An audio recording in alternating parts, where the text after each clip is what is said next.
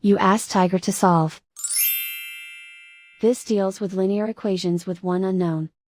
The final result is x equals -2. Let's solve it step by step. Simplify the expression. Simplify the arithmetic.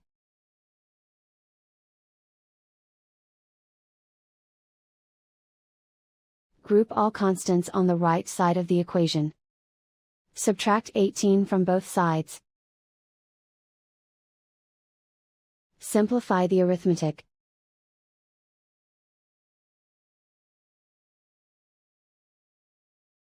Isolate the x.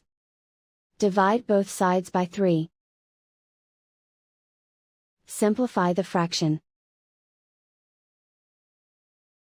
Find the greatest common factor of the numerator and denominator. Factor out and cancel the greatest common factor.